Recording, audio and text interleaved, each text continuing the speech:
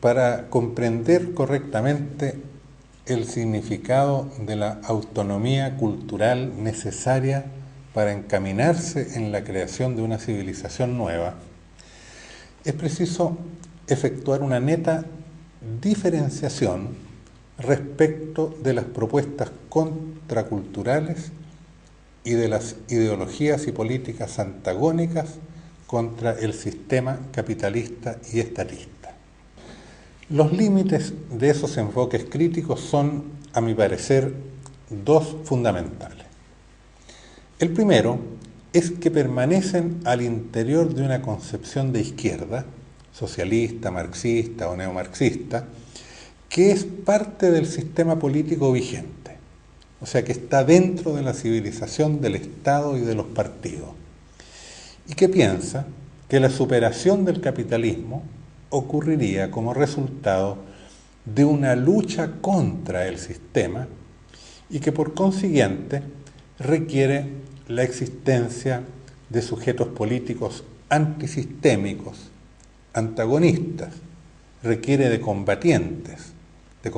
revolucionarios. El otro límite de esas concepciones antagonistas es suponer que el sistema es de tal modo poderoso y capaz de cooptar y de funcionalizarlo todo a sus propios fines, que nada puede crearse que lo trascienda mientras no sea antes destruido. Esto me parece que significa no comprender las potencialidades de la autonomía intelectual y moral que pueden alcanzar individuos y grupos creativos autónomos y solidarios, autoorganizados, y que en base a esa creatividad, a esa autonomía y solidaridad, sin necesidad de primero destruir al capitalismo y al estatismo,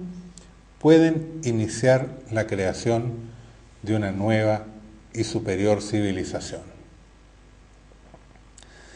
Es muy importante comprender a fondo la distinción, la diferencia esencial entre el antagonismo y la autonomía, que es algo crucial y novedoso, en cuanto la mayoría de las propuestas de cambio social, político y económico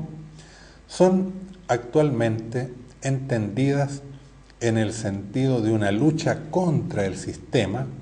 o sea, en términos de antagonismo y no de autonomía. Y hay que comprender por qué, actuando de ese modo, se llega a ser estéril y no se contribuye, e incluso a menudo se dificulta, la creación de una nueva civilización. Lo vamos a examinar nuevamente a partir de una idea propuesta por Gramsci, según el cual, para alcanzar la autonomía, un movimiento cultural, social o político debe superar ciertos momentos o fases primitivas de su desarrollo. Un primer momento o fase primitiva sería la de la escisión, ruptura o separación, es decir, el diferenciarse, separarse y romper con la realidad y el sistema imperante, con lo cual, junto con tomarse distancia, se crea una identidad propia, pero es una identidad definida como negación y reacción frente a la realidad existente. Por ejemplo, respecto del capitalismo sería ser no capitalista o limitarse a proponer un proyecto no capitalista. Es una fase que quizás es necesario vivir, pero es estéril en cuanto a resultados y logros, porque separándose, alejándose de la realidad existente, no se interactúa con ella, no se la transforma y se permanece como en una isla marginal. La realidad hay que cambiarla con la realidad. Un segundo momento o fase sería ese del antagonismo, es decir, de la oposición, la contradicción y la lucha contra la realidad existente que se quiere negar, destruir o superar. La identidad de sí mismo es en esta fase definida por oposición, es una identidad contra, anti. Por ejemplo, ser anticapitalista o proponerse luchar contra el capitalismo. En este tipo de movimiento se interactúa con la realidad general, pero en forma de lucha y de conflicto. Y el resultado no puede ir más allá del desenvolvimiento del conflicto mismo.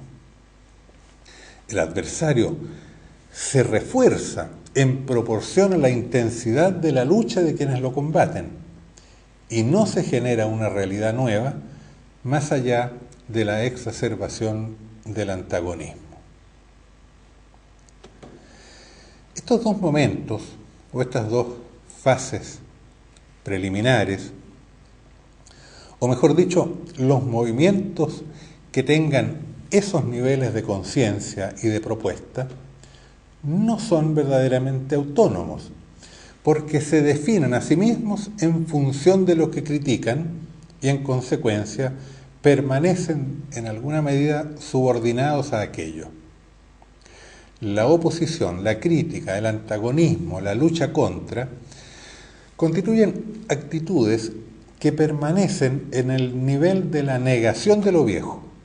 no de la afirmación de lo nuevo y superior, que no alcanzan siquiera a concebir ni a proyectar, porque en esas fases la conciencia permanece al interior de la realidad existente, en función de la cual los sujetos se definen contrarios, enemigos o combatientes de ella. Alcanzar la autonomía implica ir más allá de la negación y del antagonismo, siendo necesaria una autodefinición positiva, sobre la base de una propia, superior, integral concepción del mundo y de un propio proyecto cultural, político y económico. La autonomía debe claramente ser diferenciada de la escisión o ruptura, y ello no siempre se comprende porque se tiende a pensar la autonomía como independencia, como diferenciación y como diversidad. Gramsci, en cambio, dice que la autonomía supone acceder a un punto de vista más elevado, superior, que nosotros, no Gramsci, hemos llamado comprensivo. Hay que llegar a ponerse en una posición más alta, inaccesible para el campo adversario. No se trata de salir y quedarse fuera, que es la separación, ni de ponerse y de estar contra, que es el antagonismo, sino de ponerse por encima, en el sentido de haber alcanzado una visión más amplia y de estar en condiciones de valorar incluso a los adversarios, de aprender de ellos y de hacerlos parte del propio proceso sin tener temor de ser absorbidos por ellos. En las fases y en los movimientos primitivos de ruptura y de antagonismo, se teme al adversario, al sistema, y sobre todo se tiene miedo de ser reabsorbido por él, al que se lo imagina poseyendo una fuerza superior. Por ello, en esa fase, la actividad intelectual principal es la crítica, la negación de las concepciones adversarias. Una crítica que tiende a ser total, completa, porque se cree que si se acepta o se reconoce una parte de verdad, de validez o de valor que puedan tener, se teme que aquellas concepciones criticadas puedan infiltrarse, contaminar, o que los propios seguidores caigan en la trampa y sean cooptados, o al menos que se debilite el antagonismo y el conflicto. En cambio, en la fase de la autonomía no se teme al adversario, porque en realidad no se tiene un adversario, sino que se tiene concepciones poco elaboradas que hay que superar. O sea, uno está frente a concepciones que debemos superar, pudiéndose y debiéndose incluso integrar de ellas en la propia y superior concepción, en el propio y superior conocimiento y proyecto, todo aquello que pueda descubrirse como verdadero, valioso, en las realidades y concepciones anteriores, que obviamente no pueden ser totalmente erróneas, nulas y sin valor alguno. Ya hablamos en una de las primeras charlas que de una civilización mucho de ella se traspasa a la siguiente. Pero más importante que eso todavía es el hecho que los movimientos antagonistas se niegan a crear la nueva realidad o no se proponen comenzarla en el presente